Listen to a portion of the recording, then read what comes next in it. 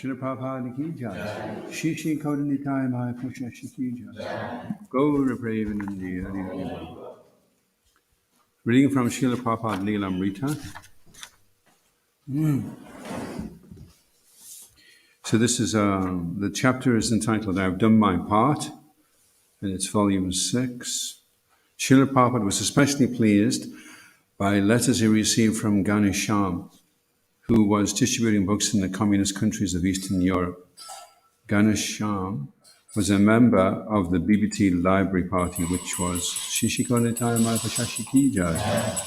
was systematically traveling from country to country all over the world, placing full sets of Prabhupada's Srimad Bhagavatam and Sri Chaitanya Charitamrita in university libraries.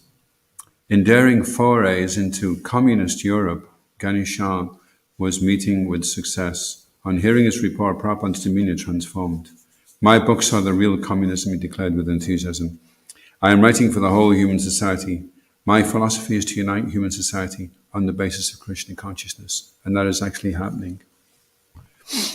Why is the black man working for me and the white man also? How much potency this boy has. Practically he is preaching in the jungle. The people do not know the language, and still they are giving him standing orders. Prabhupada had said that the only medicine for him was kirtan, and kirtan, he had explained, included preaching around the world. And for Prabhupada, who was taking so little food, the chanting of the holy name and the kirtan of preaching reports from his disciples seemed to be not only his medicine, but his sustenance as well. On the evening of the day Prabhupada received Ganesham's letter, he learned that Gopal Krishna had arrived with copies of several newly published Hindi books. Prabhupada had been lying in bed, but on receiving the good news, he raised his eyebrows and said, "Bring them immediately." Gopal Krishna entered with the books, and Prabhupada immediately sat up in ecstasy. Years ago, Srila Prabhupada had begun a large Gurukul, a Krishna conscious primary school in Dallas, Texas. But when the Texas state government had begun imposing too many restrictions, Prabhupada advised in 1976 that the boys' Gurukul be moved to Vrindavan, India. The school should be moved to our new Gurukul project in Vrindavan. The facility will be built just to suit the needs of the brahmachari, to develop spiritually. To live in Vrindavan is the highest perfection, and to grow up in Vrindavan is the greatest fortune. Even to live in Mathura or Mandal for a fortnight guarantees one liberation. In Vrindavan, no one will place restrictions on the school, and it will be encouraged by the government. Thousands will send their children to be trained as human beings and devotees. The atmosphere in Vrindavan is beyond compare, and the Krishna Balaram Mandir is the finest in the world. By June 1977, the Gurukul building in Vrindavan was near completion, and the devotees managing the Gurukul were contemplating opening the school in the near future. They were discussing how the rooms should be used, including which rooms would be for staff, officers, and residences. Although Srila Prabhupada had not been consulted on these details, he seemed to know what was going on, and one morning he told the secretary he would like to see the new building from top to bottom. After taking darshan of Krishna Balaram, he was carried in his chair for a tour of the new building. Srila Prabhupada ki. Om Namo Bhagavate Vasudevaya.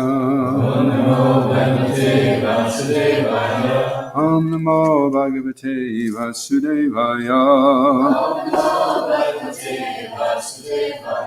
Om Namo Bhagavate Vasudevaya. Om Namo Bhagavate Vasudevaya. So it's Srimad Bhagavatam, Canto 5, Chapter 15, entitled The Descendants of King Priyavrata. And we're on text 12. Yajyadvare Bhagavan Advaratma. Yajyadvare Bhagavan Advaratma. Maghoni Madhyacha Uru Soma Pite Magoni Madhyat Yuru Soma Pite Shada Vishuddhachala Bhakti Yoga Shraddha Vishuddhachala Bhakti Yoga Samapiteja Phalam Ajahara Samapiteja Phalam Ajahara Yajadvare Bhagavan Advaratma Magoni Madhyat Yuru Soma Pite Shraddha Vishuddha Chala Bhakti Yoga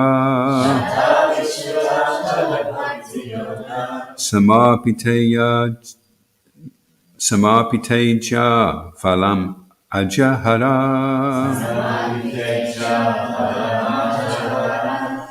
Yajyadvare Bhagavan Advaratma Magoni Madhyat Yuru Soma Pite Shraddha Vishuddha Chala Bhakti Yoga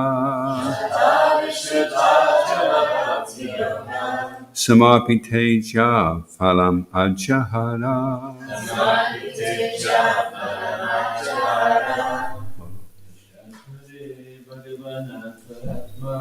Yajadvare Bhagavan Advaratma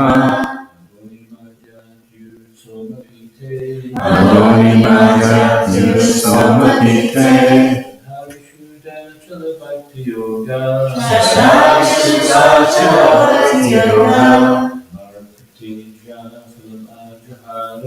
Samapiteja Phalam Ajahara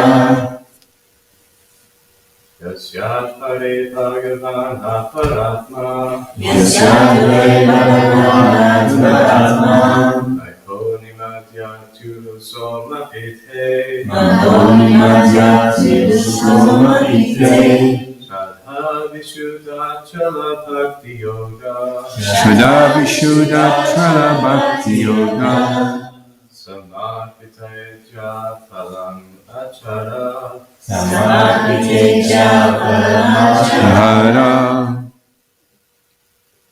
Yasyadvare Bhagavan Advaratma Yajadvare Bhagavan Advaratma Magoni Madhyati Urusoma Pitte Magoni Madhyat Yuru Soma Pite Shraddha Vishuddhachala Bhakti Yoga Shraddha Vishuddha Chala Bhakti Yoga Samarpiteja Palamajahara Samapiteja Palamajahara. Ladies. Yasyatpare Bhagavanatma Advaratma Jagare Bhagavan Advaratma Madhoni Madhyatu Samapite Madhoni Madhyatu Samapite Shraddha Vishuddha Chala Bhakti Yoga Shraddha Vishuddhachala Bhakti Yoga Samarpiteja Phala Ajahara Samarpiteja Palamajahara Yasyatpare Bhagavanatma Jagare Bhagavan Advaratma Madhoni Madhyatu Samapite Madhoni Madhyatu Samapite Shraddha Vishuddha Chala Bhakti Yoga Shraddha Vishuddhachala Bhakti Yoga Samarpiteja Palamajahara Samapiteja Palamajahara Yasyatpare Bhagavanatma Jagare Bhagavan Advaratma Madhoni Madhyatu Samapite Madhoni Madhyatu Samapite Shraddha Vishuddha Chala Bhakti Yoga Shraddha Vishuddhachala Bhakti Yoga Samarpiteja Phalam Ajahara Samapiteja Palamajahara Yasha, Yasya of whom King Gaya, Advare, in his different sacrifices, Bhagavan, the Supreme Personality of Godhead, Advara Atma, the Supreme Enjoyer of all sacrifices, the Yugya Purusha, Magoni, when King Indra, Majati, intoxicated, Uru, greatly, Somapite, drinking the intoxicant called Soma,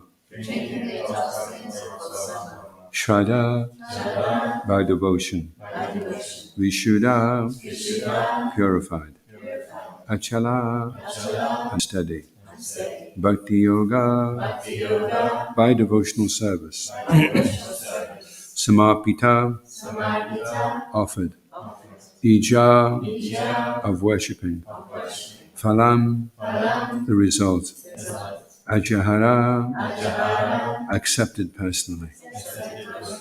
Translation. In Maharaj Gaya's sacrifices, there was a great supply of the intoxicant known as Soma.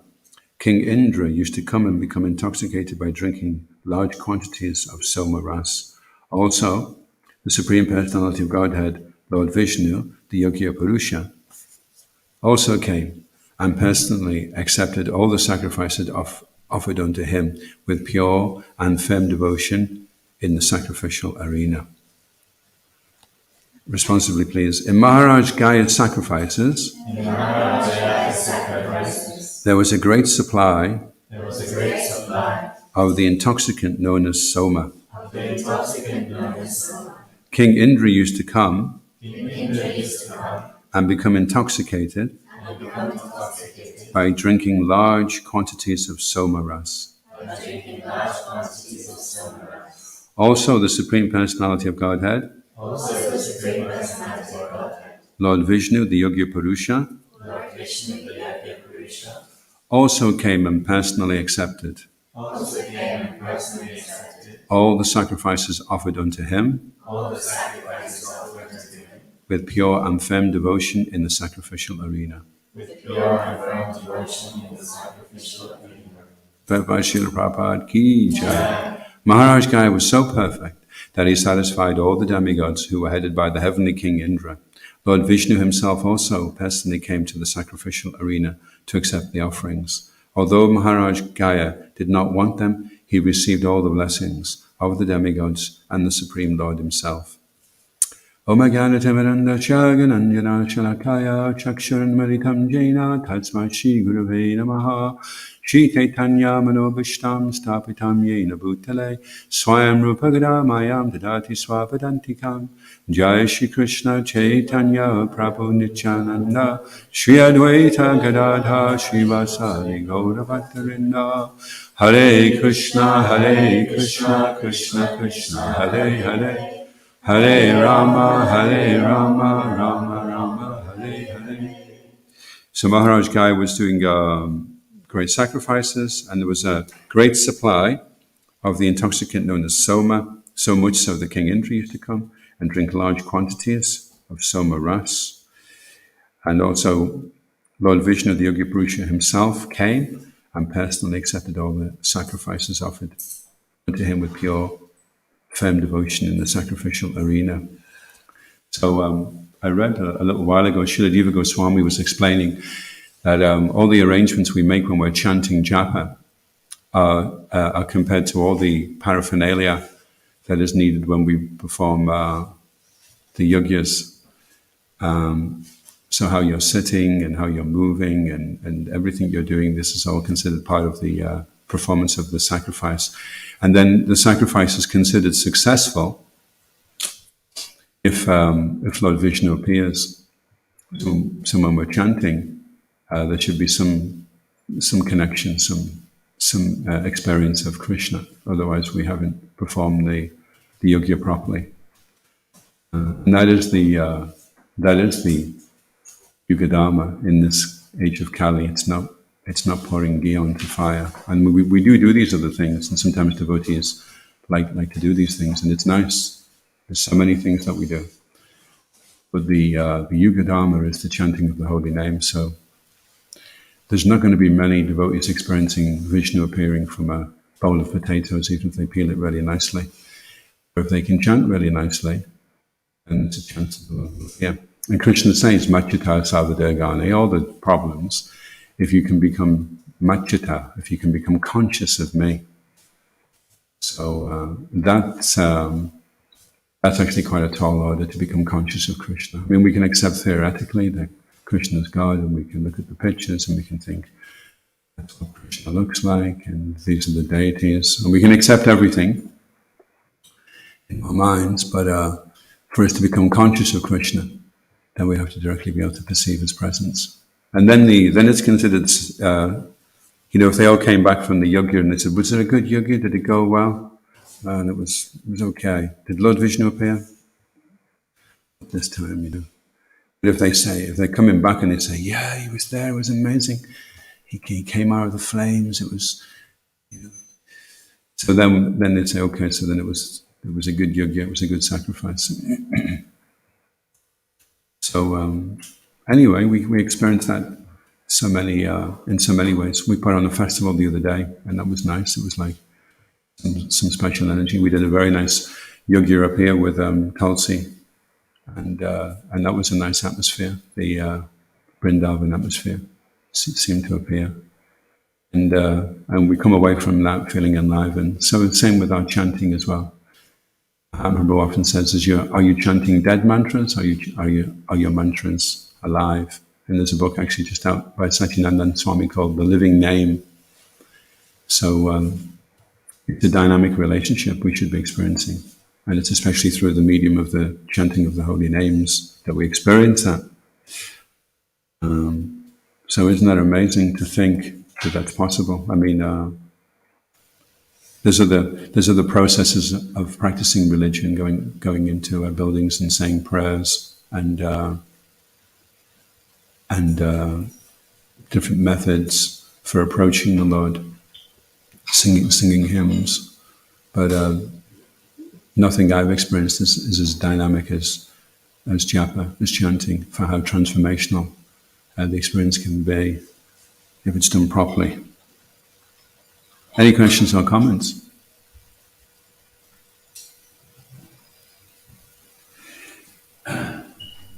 Yes, Prabhupada. Why would it be such a spiritual function like the Adhoksaja? Well, Uvasi approached Arjuna, and Arjuna said, well, it's not really appropriate. And she says, well, we're in the heavenly planets. Of course, that was in the heavenly planets. So as far as I know, this is on the earthly planet, Maharaj Gaya. The demigods were there, weren't they?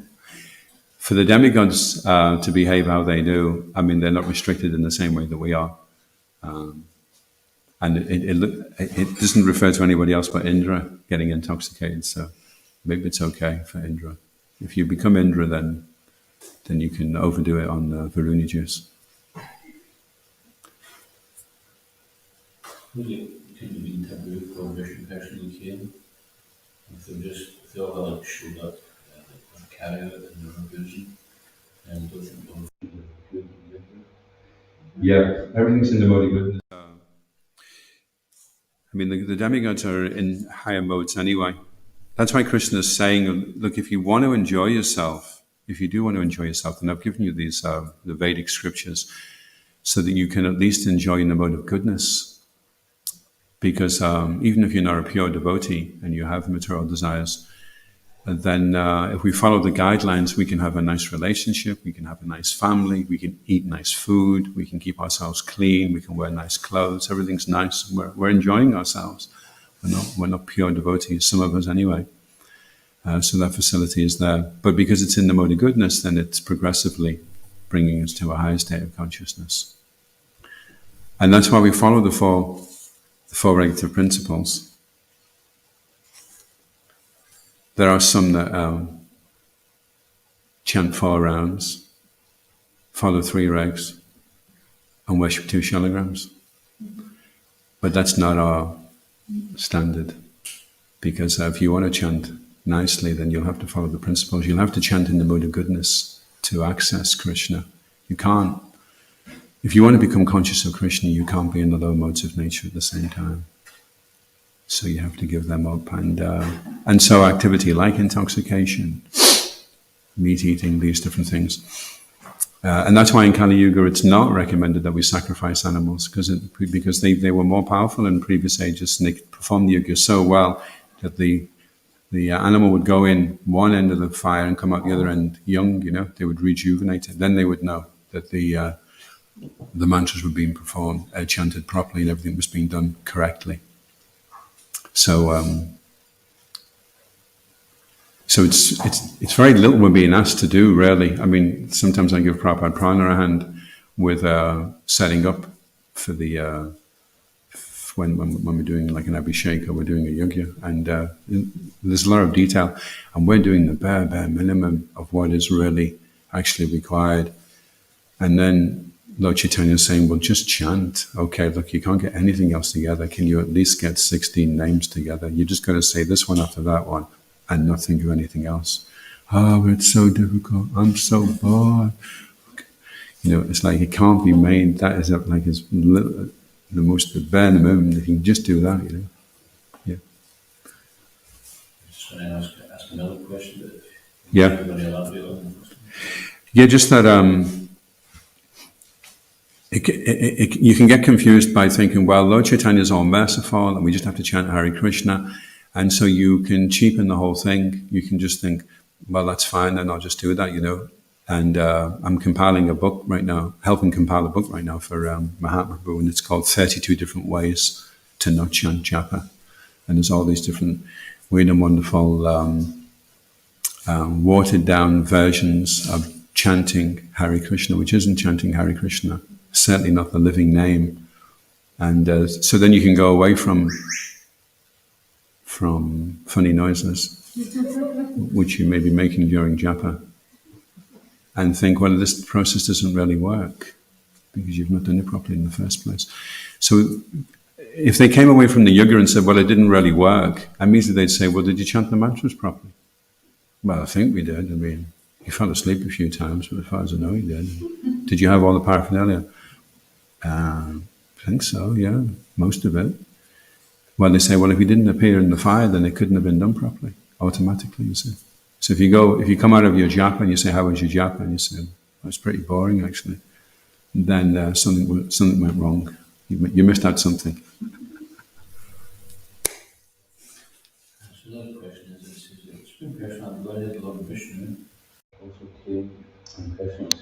sacrifice of. So when you do a fire sacrifice, you invite Lord Vishnu to come in the form of fire. And this one is figuratively speaking because he's personally there accepting the offerings anyway by fire, or did he come on the back of the Buddha and everyone could see him? Yeah, that's awesome.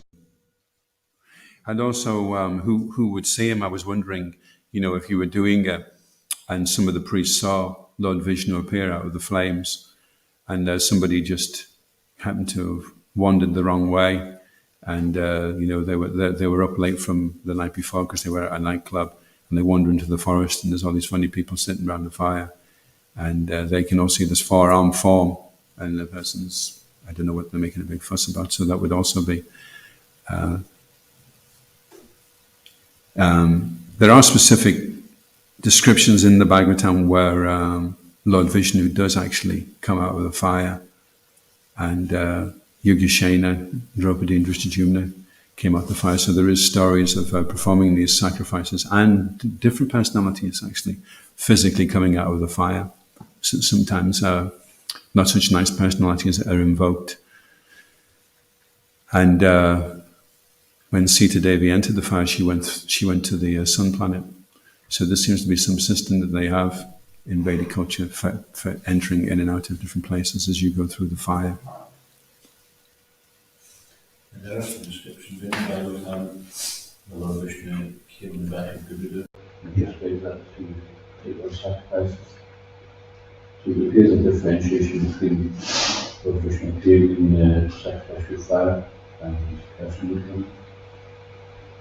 Which would indicate a bit more favour, didn't it? Which would indicate some favour. Yeah. And also it's like in the story of the Brahmin he was too poor to actually make anything to offer.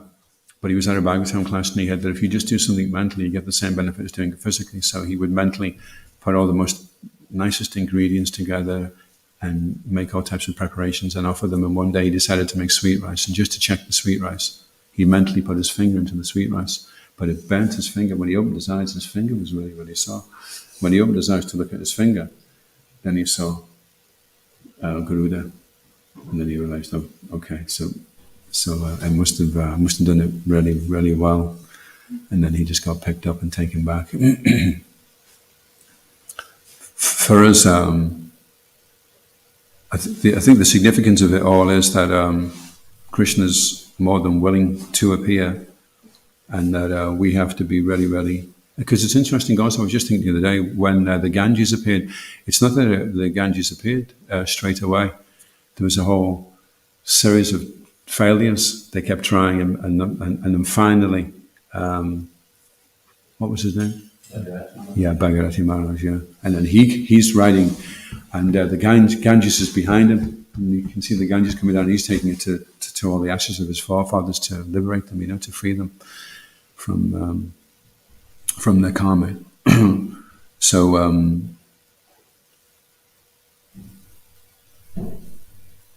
So it's not necessarily, unless you take it very seriously, it's not necessarily that it's going to happen. That's what that pastime illustrates. But it's also shown, well, Krishna is ready. If you are willing to meet all the requirements necessary, then Krishna is only too keen to appear. So if we can get it, it's a science. You see, you have to get it right. You have to do the chanting properly. And it's interesting that because when you talk of a scientific experiment, you'll never read in the book. You'll say, get a Bunsen burner, get the test tube, get the water and the H2O.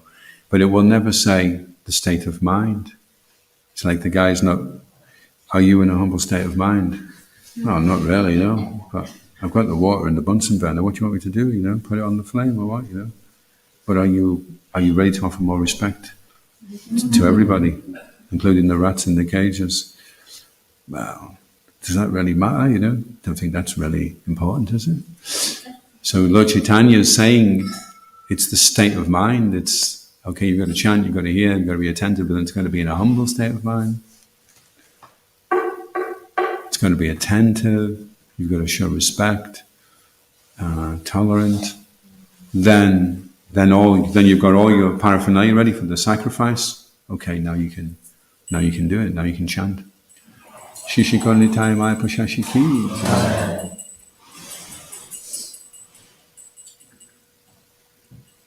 So material world is like being in a prison, and the holy name is like the key to unlock the prison, but the key has to have the right configuration. And when it goes in, then it opens, and then we can get out the material world. And we don't have to wait until, hope for the best, and at the time of death, hopefully, I've been a nice guy all my life. I was served at the Sunday feast. I was there for Rath Yatra. I always wore a clean dhoti. My seeker's neat. I should be fine, It has to be something that you're experiencing now, so that you're ready. In fact, Sri Ramash has just recently given 2 sannyas initiations, and he was saying the most prominent qualification of a sannyasi is his quality of being free of fear, being fearless. So if you're chanting properly, nicely, then you become freed from the lower modes of material nature, and you become free from fear, because fear is directly proportionate to how much attachment you have, because you're afraid. The things you're afraid of happening are the things that you're attached to. If you're not attached to anything, there's nothing really to be afraid of. If you're not attached to the body, if you're not afraid of dying, then there's not really very much that can happen after that. It's worse than that. So that's something that, you're not waiting. It's not like, well, I'm pretty fearful right now, but at the time of death, I'll be really working on being fearless. Right? You've left it too late. It's going to be too late. You've been full of fear all your life. The time of death will be a culmination. In fact, you may think, well, I just won't think about it, and then I'll be okay. So you just don't think about it. But at the time of death, it'll really be prominent. All the things will be very prominent that you're afraid of. Because that is the thing that we're most afraid of. Because I don't just take your car, I don't just take your wife.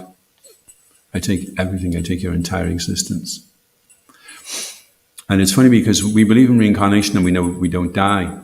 But at the same time, if you're attached to who you are, then you do die. You don't continue existing as this. So say you perfect the human form of life in this life and you go back to Godhead. Well, this will mean nothing. This plus a billion lifetimes will be nothing. It won't even be that in the spiritual world.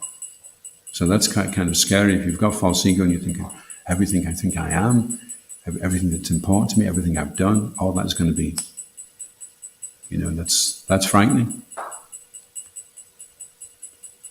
Even though, well, I know I'm not going to die, and you think, oh, great, he knows he's not going to die. Well, he must be leading a really good lifetime. He must be really happy, and nothing worries him. But it does, because we still identify with what we think we are.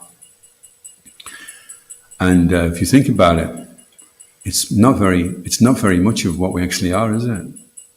This, what we think we are, this body, this conditioned existence. And we've had so many different bodies. We've been demigods, we've been insects, and all of it doesn't even touch the surface of what we really are, who we really are. We're a pure, loving, eternal. Srila Prabhupada said that the soul is millions of times brighter than the sun when it's unfettered. How powerful it is. And we're getting only a glimpse of our real potential. In this conditioned state.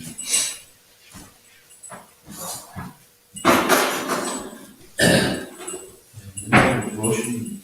And Krishna is attracted by pure devotion service. It is a glorification of Maharaj Gaya. The Lord would appear. He's attracted by his service. This is the testament to Maharaj Gaya's devotion service. Just wondering if you see a few words for the devotees, how they may attract Krishna also in the same manner. How we can do it, how we can be pure. And how we can attract Krishna by our devotional service. Well, our devotional service is up to Krishna even though we're failing. Like the child that's trying to walk is very endearing to the parent, more endearing than the child that can walk. The child that's older, and he comes in and says, "Look, Mum, I can do this," and he's kicking the ball around and he's spinning around on one leg. But the mother's looking at the child because it's really struggling, and look, he's stayed up for 30 seconds. He's back down again. So they say that in the spiritual world, pure devotional service, it's nice because everyone's doing it and Krishna likes it. But it's especially significant if you put a diamond on a black background, and the diamond really stands out. So any attempts to try and perform devotional service is very pleasing to Krishna. And the background in Kali Yuga is very dark. It's very black, actually. So, and it's hard to assess how pleasing something is to Krishna, because we tend to look just at the result, but we don't see the endeavor that goes behind. I just heard recently it's much harder to distribute 2 books all day than it is to distribute 100 books. I was saying that the other day, wasn't it? So you could say, who's that? He does 100 books a day? Okay.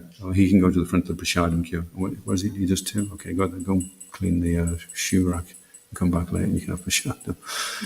So we tend to think, well, he must be a 50 times better devotee than him, and he must be pure and he must be pleasing the Lord more. So that's why it's best not it's best just to try and encourage devotees and not judge them, because you don't know what they're struggling with. You don't know what they've got going on inside them that's causing them problems. And it may be that they have to try a lot harder than you to do the same things that you can do with ease. And Krishna is looking for the endeavor in this endeavor. He's especially attracted by that.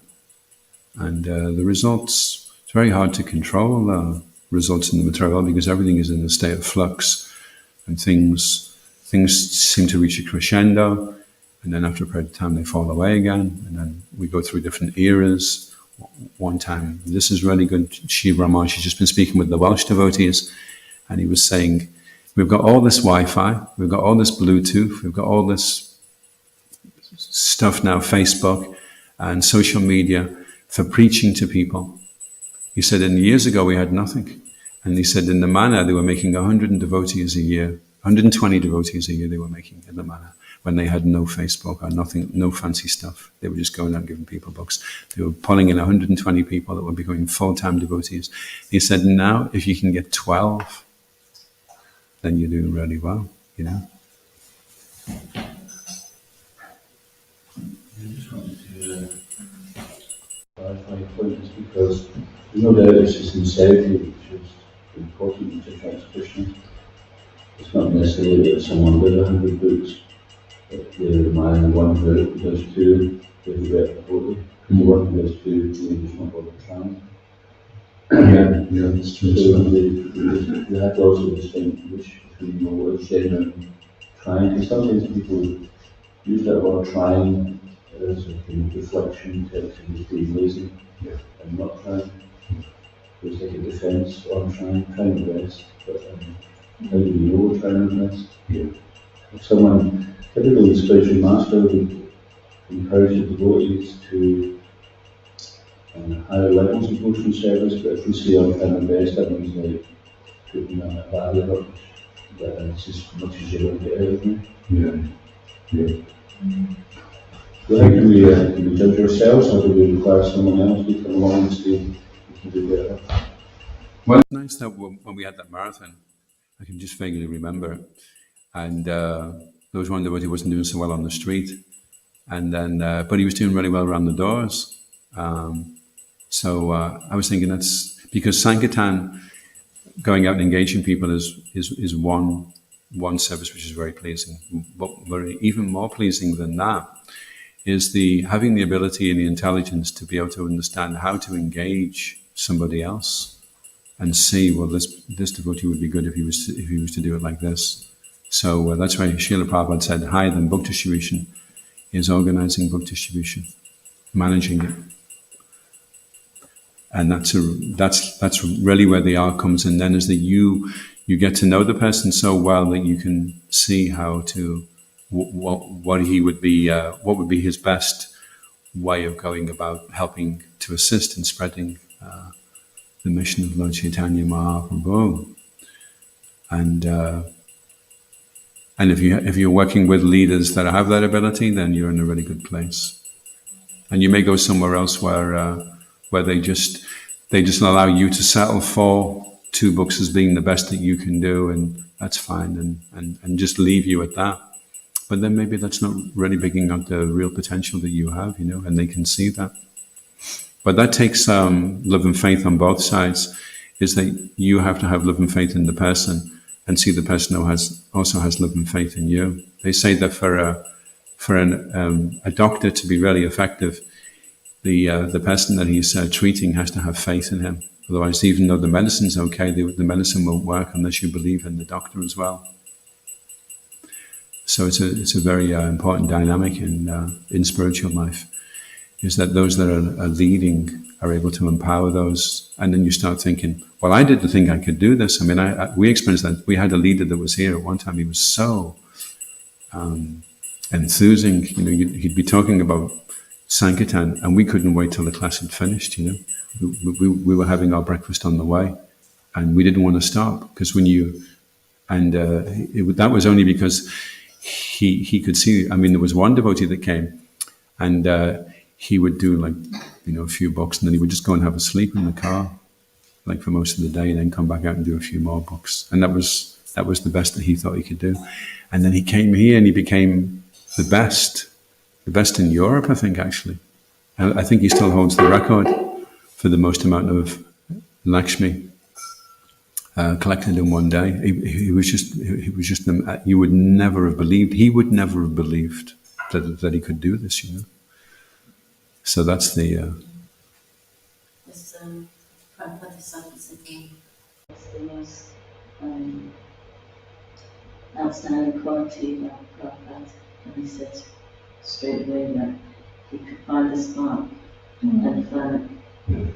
And not only that, he'd find the spark, so much it built up the fire that would burn up the negative, any negative qualities that was there. Yeah, what's coming up for me quite strong is that it's about the relationship and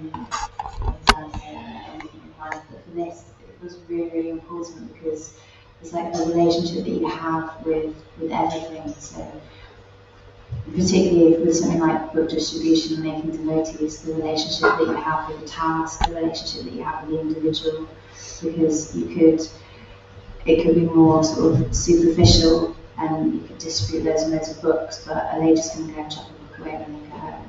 Or if it's like a deep connection and there's a real heart-to-heart, something struck there that's memorable, and there's it invokes a flavour and a desire, something that's really attractive, and then that person has a motivation to go away and read the book. Well, what's interesting about relationship is the integral part of the relationship with Swami explained. 2 things actually for relationship to work. One is respect, and the other is discrimination. So Rupa Goswami explains, we respect everybody, but then you have to develop the intelligence and discrimination to understand who is the most qualified person, because otherwise everyone's opinion is the same as everybody else's.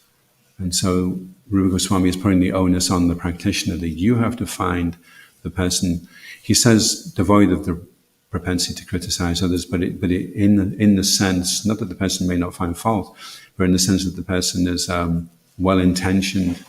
He may say, why are you being so lazy? And you think, oh, you're not free from the propensity to criticize others, so obviously not to take you too seriously. But he's saying that because what he's really saying is, why aren't you not being the better version of yourself that I see that you can be? But in order for that communication to take place and for the person to take that on board, the person would have to have sufficient respect and discrimination to be able to appreciate that, you see. Otherwise he would just think, and then you would really miss out on being able to step up to the mark, So if you have that ability to be able to discriminate and to show respect, then because they came to Prabhupada and they said, well, I'm doing this 20-minute lecture, and Prabhupada said, what will your 20-minute lecture do? Just let them get the book, because the books are alive, the books will speak. Of course, it's nice to present them. I mean, we were in Hull one day, and this devotee we were distributing books with, he couldn't be bothered trying to work out how to explain to people what the Chaitanya Charitamrita was. So he was just showing them the pictures and saying, this is children's stories. Take it back for the kids. And so all over in Hull, they have these like square things which are full of soil and they've got flowers in, and all around Hull there were like bunches of like flowers, and there was a Chaitanya Charitamrita sticking out, and I knew who it was. I was picking all the books and saying, you're going to have to distribute these ones again, because whatever you're saying is not enough to convince the person to take them home and read them, So there's that aspect as well. Interesting part of relationships is devotional service to relationships, which we're trying to develop with Sri Prabhupada and his disciples and followers. It's based on service, a lot of patience. For example, the devotees who do work with the distribution, you may not actually want to work, but because they know his previous Prabhupada, they develop a relationship by surrendering to that, and therefore close with him. So there's, I remember one person, they just wanted to relate to me as a mum, just to relate in a Monday way. And it was obviously because they didn't really want to take the devotional service forward and say, well, I'm not that person. I don't want to have that in a relationship. Here, trying to practice Krishna consciousness, I don't want to be such and such to this mundane thing, if that's not me. So, devotees probably mentioned that love has to be demonstrated by some act. So that's how when that's mentioned in 434, if you want to understand Krishna, we have to make inquiries, relevant inquiries, and service. Your service is the expression. Isn't it? You say, I really love my wife, but you don't do anything for her, and you just want her to run round after you and kowtow. Well, love implies that there's sacrifice and commitment, dedication, service. This is how it manifests. A loving exchange, actually, reciprocal. It's also reciprocal. You give something to Krishna, he gives you something back. Krishna always gives you something better back than you can give him. Whatever you give him, even if you give him everything, he can always give much better back. And so you never feel the loser either. One devotee was reflecting, he was writing his offering to Srila Prabhupada, and he was reflecting back on his life, and he said, the only regrets I have are the times that I didn't surrender. And that's a fact. You'll never regret surrendering. When you reflect back and you think, oh wow, I remember that time we were doing a marathon and we were out that late that it started getting light, and we realized we'd done 24 hours straight. But you don't think, oh, I wish I'd gone to bed 12 hours earlier. Now you're like, wow, well, at least that's something I did, I did do something. And so then you don't regret it, then you're really pleased that you did do it. And then you think of the times when you did pack it in and give up. You think, why did I do that, And you can't even think of the reasons, why you did. Respect and discrimination are very important. You have to be able to discriminate the different levels of associating. Whether we come with now with someone who should be offered more respect to and treated with over familiarity. And what as a result of over familiarity can get things. So the discrimination has to be there. And as far as respect is concerned, that's at all levels, whether someone's equal, junior, or senior. And respect is interesting because respect is a byproduct of appreciation. You will automatically respect, but can you develop the ability? Appreciation is very proactive, actually. If you say, I want to be cooperative, well, cooperation is very, very proactive. And if you say, well, listen, I'll cooperate if everyone does what I want, well, that's very reactive. It's very much based upon, if everyone does what I want, then I'm okay. But that's not what cooperation. Real cooperation is proactive. You've decided already. No, I don't care how I get asked. I don't care what I get asked. I'm going to try and do this because that's my position in this. And I'll find it much easier to do that if I can appreciate. And Rupa Goswami says, Drustai Svabhava Janate Vapasasta Dosha. Try and see, okay, the Ganges looks full of bubbles and mud and foamy. Try and see it's not. Try and see it's spiritual. Try and develop the sufficient faith to go beyond the superficialities of a person's conditioning, his complexion, where he's born, how he sings, how he dances, all the silly little superficial things that the false ego gets caught up in. Push through that and see that this is a rare person. He's performing devotional service, and then have appreciation and then respect will be there. I was also thinking as well, like in terms of like the relationship we have with ourselves can make a big impact, and that links back to what you were saying about like respect and discernment. Because, for example, you might have, I know, like I've experienced in the past, I've had this idea that I can or should do a certain thing or like achieve a certain goal, and maybe it's too far ahead. So, like with the example of distribution, like I need to distribute this many, and so then it could be that the quality is diminished. But actually, by having the guidance of superiors, then it sort of, my experience of it has been able to just sort of like rein it back a little bit. The quality deepens, and so it actually cultivates a healthier relationship with yourself as well. To know, so like just accept, okay, this is where I am, and I found that's the only way I've been able to like go forward in a sustainable way. Just like really acknowledging that this is where I am, and that yes, some other people might do that, but to compare yourself against others is stupid. Yeah, I think the significant thing is not the amount of books or even the type of service, but the significant thing behind it all is the relationship. What is your relationship with Srila Prabhupada? And how sincere is your intent, how deep is your intent to want to please him. And then it doesn't really matter what it is, whatever you have to do. Like we've not been able to do what we would normally do for this last year and a half. But the thing that stayed the same is that we have this relationship with Krishna and with Srila Prabhupada and with all of the devotees who are working together to try and please him, to cooperate and function within that. And so if we do that, then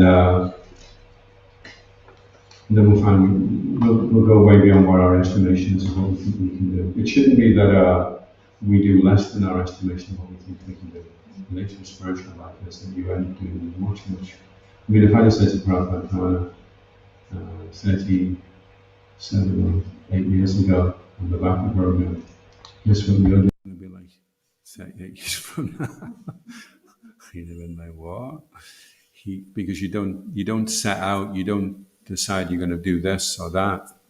You get into relationships and you become committed, and then everything else follows through.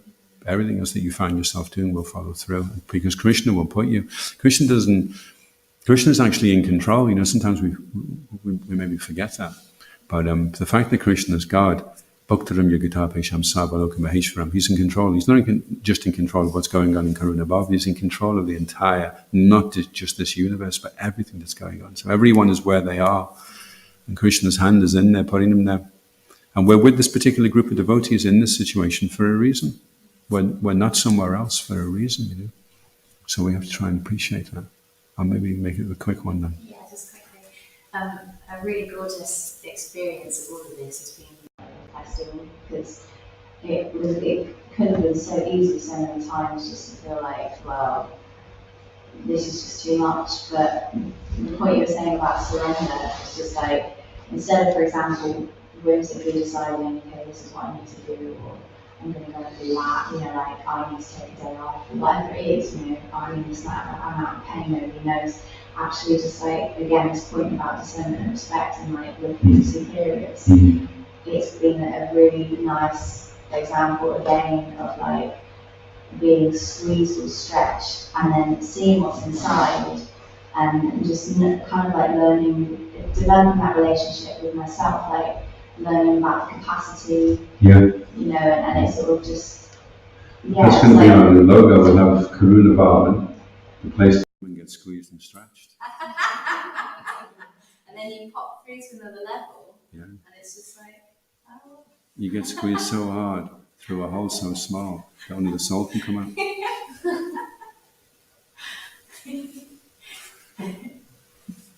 Of course, we have the respect is also there, you know, from both sides. And if you feel that, if you feel that you're valued and respected, then you will do. And it's just like we're making a huge endeavor now to go and see Shivaram Maharaj. And we know from the times that he has visited that it's kept us going. And you don't need much, you just need lava matra is just a fraction.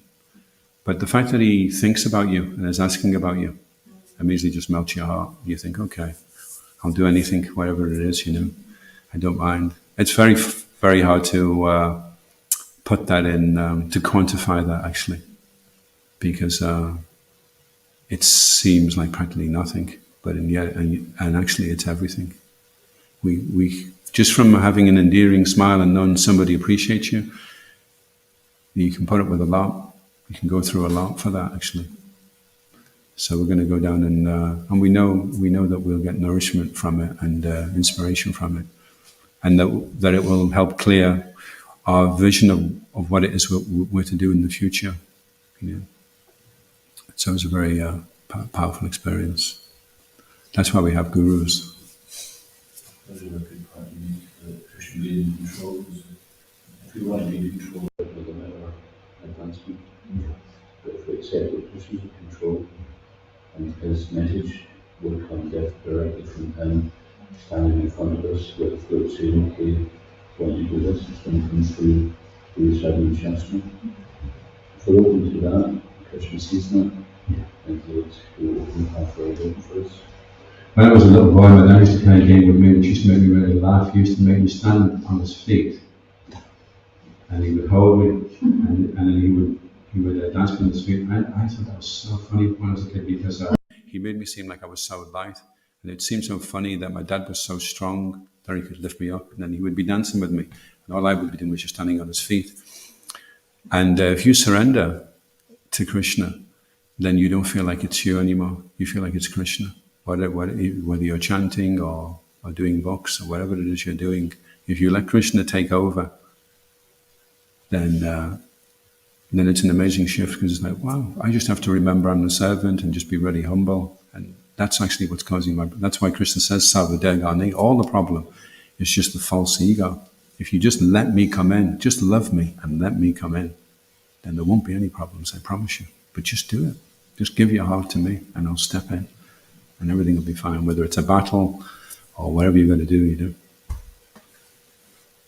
So you point there also Srimad, there's different levels of martial art. So one is that you physically learn how to do everything yourself. And another one is that you create some deity, and that deity will enter into you or will empower you to do something. The next one is the deity will actually act through you. And the higher one is actually they don't defend anything.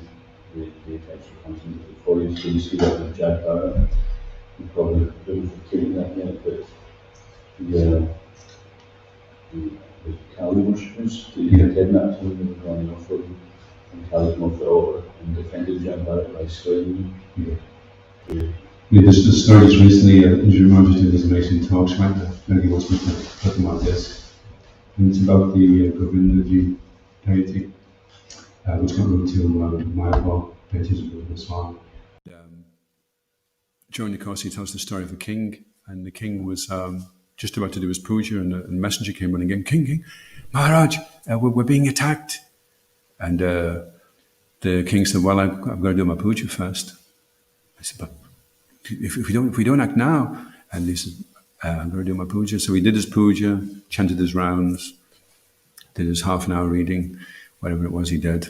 And then he came out, and there was no one there on the battlefield, and he's like, what's going on? And all the soldiers had been routed, And all the king's men came up and said, some guy came out on a horse. He was unbelievable. He was knocking the stuffing out of everybody. And it was the king's brother who was attacking. He said he chased after him. He gave him a good walloping.